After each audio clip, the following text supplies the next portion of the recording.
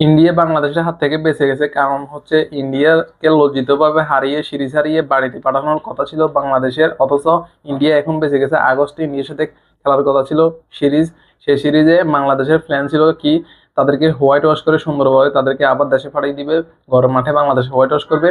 অথচ এখন ইন্ডিয়া বেঁচে গেল, পাকিস্তানের সাথে যে একটা যুদ্ধ দ্বন্দ্ব লেগে গেছে সেটার কারণে ইন্ডিয়া আস্তে করে বেঁচে গেল। এর আগে শোনা গেছে যে তারা ভয় পাইছে, তারা আসবে না। তো এখন এরপরে এখন হচ্ছে যে এটার কারণে তো এখন সব বন্ধ। তো শেষ ম্যাচ মানে বাংলাদেশের হাত থেকে বেঁচে গেল। যদি এটা না হতো তাহলে তাহলে যে ওই যে 297 রানের টার্গেট দিয়ে বাংলাদেশকে হারাইছিল, সেটার প্রতিশোধটা এই সিরিজে ঘরের মাঠে বাংলাদেশ উঠিয়ে নিত ইন্ডিয়ার কাছ থেকে। কিন্তু সেটা পারল না বাংলাদেশ। মানে ইন্ডিয়ার সাথে খেলা মানে হলো একটা টান্ডা উত্তেজনা, হাই ভোল্টেজ ম্যাচ। এবং কি ঘরের মাঠে তো বাংলাদেশ টাইগার বাহিনী শক্তিশালী হয়ে যায়, লজ্জিতভাবে ইন্ডিয়াকে হারাই দিত যদি এই সিরিজটা কোনো রকম খেলতো। এখন তো আর তারা খেলবে না, এখন বন্ধ, সব বন্ধ, এটাও তো বন্ধ। আগস্টে খেলা আর হলো না ইন্ডিয়ার সাথে। পরে দেখা যাবে সামনে হয়তো কোনো একটা সময় সেটার প্রতিশোধটা উঠানো হবে।